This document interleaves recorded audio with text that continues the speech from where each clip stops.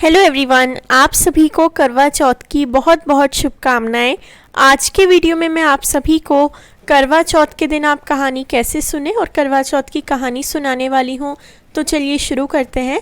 सबसे पहले आपको एक पाटा लेना है या एक थाली लेनी है। उसके बाद आपको पाटे पर स्वस्तिक बनाना है, सथिया बनाना है। थोड़े से गेहूँ या चावल रखकर उस पर आपको गणेश जी या फिर सुपारी विराजित करनी है। तो इस तरीके से गणेश जी को रखेंगे और गणेश जी का तिलक करेंगे। अब आप चाहें तो सिर्फ आपका जो करवा चौथ की पूजा आपने मांडी है वहाँ पर भी आप कहानी सुन सकते हैं। ये कई बार पूजा मांडने का भी समय नहीं होता या बहुत सारी लेडीज़ हैं एक साथ, तो इस तरीके से कहानी सुन सकते हैं। तो ये देखिए, गणेश जी को टीका कर कर फूल चढ़ा दिया है मैंने।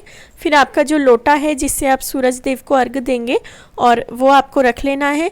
रात को करवे से चंद्रदेव। जय हो श्री करवा चौथ माता की।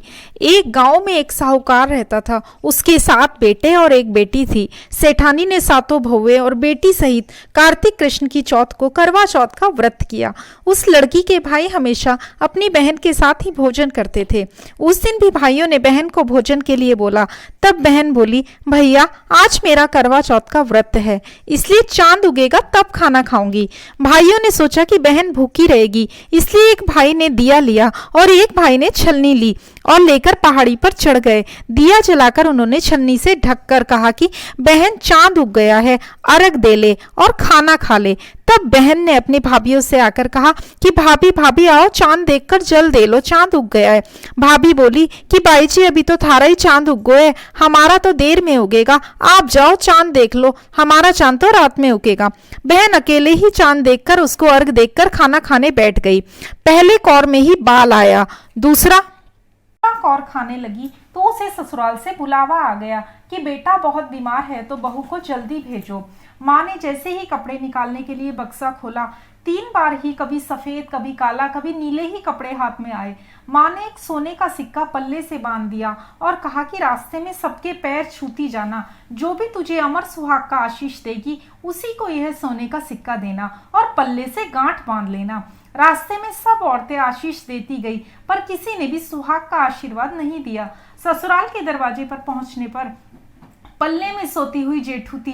जेठ की लड़की झूल रही थी। उसके पैर छूने लगी तो वह बोली कि सीली हो सपूती हो, 7 पूत की माँ हो। यह वाक्य सुनते ही उसने जल्दी से सोने का सिक्का निकालकर उसे दे दिया और पल्ले से गांठ बांध ली। अंदर गई तो पति मरा हुआ पड़ा था। बहू ने अपने मरे हुए पति को जलाने के लिए नहीं ले जाने दिया और बोली, मेरे लिए एक अलग से झोंपड़ी बनवा दो, और वहीं अपने मरे हुए पति को लेकर रहने लगी। रोज सासू बची कुची ठंडी बासी रोटी दासी के हाथ भेज देती और कहती कि जा मुर्दा सेवनी को रोटी दे आ।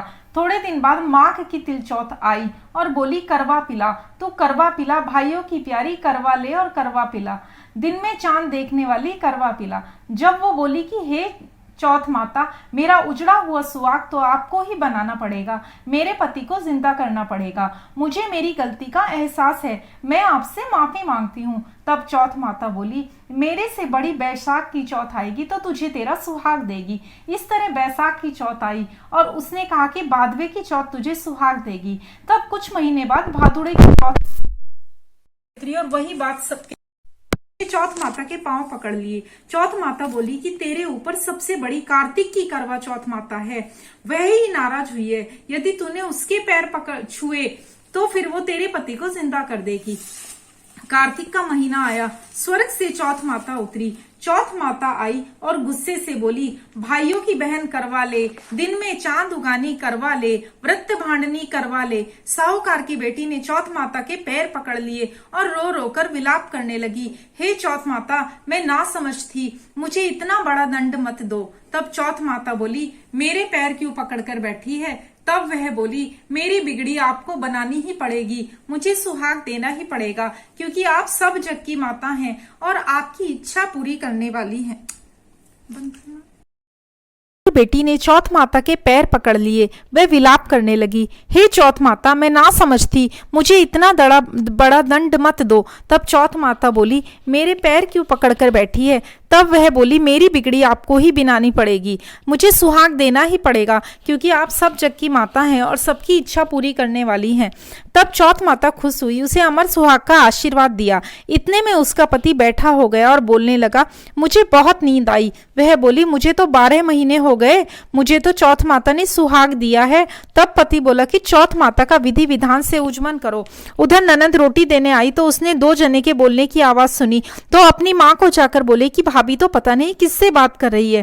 तब सासू ने जाकर देखा कि बहू व बेटा दोनों जीम रहे हैं, वे चौपड़ पासा खेल रहे हैं। देखकर वह बहुत खुश हुई और पूछने लगी, ये कैसे हुआ? बहू बोली, यह सब मुझे मेरी चौथ माता ने दिया है, और सासू जी के पैर छूने लगी और सास ने अमर सुहाग का आशीष दी। दूर खड़े हुए पति पत्नी का गठबंधन जुड़ गया और सब चौथ माता का चमत्कार मानने लगे। चौथ माता का व्रत पुरुष की पत्नी, बेटे की माँ सभी को करना चाहिए। 13 चौथ करनी चाहिए। हे चौथ माता, जैसा साहूकार की बेटी का सुहाग अमर किया, वैसा सभी का करना। कहने वालों का, सुनने वालों का, हुंकारा भरने वालों का, सभी का सुहाग अमर कर देना। बोलो मंगल करनी दुख हरनी चौथ माता की जय।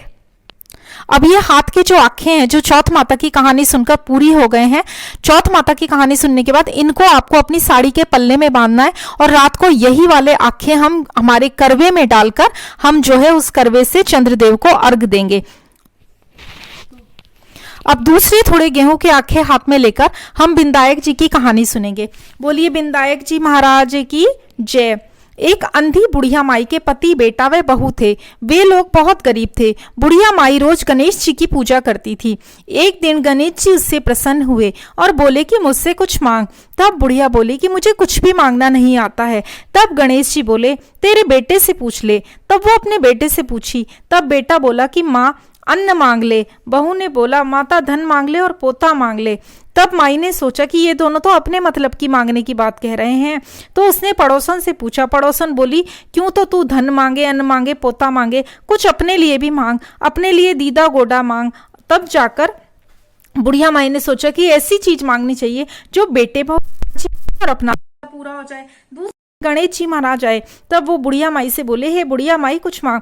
बुढ़िया माई बोली, हे बिंदायक जी महाराज, दीदा गोडा देव, सोने की कटोरी में पोते को दूध पीता देखूं, अमर सुहाग देव, निरोगी काया देव, सभी सुखों की माया देव। तब भगवान गणेश जी बोले, माई तूने तो मुझे ठग लिया, सब कुछ तो मांग लिया और कहती थी कुछ मांगना नहीं आता, पर ठीक है ऐसा ही होगा। और अंतर ध्यान बुढ़िया वैसा ही सब कुछ। हे गणेश जी महाराज, जैसा बुढ़िया माई को दिया वैसा सबको देना। बोलो श्री बिंदायक जी महाराज की जय।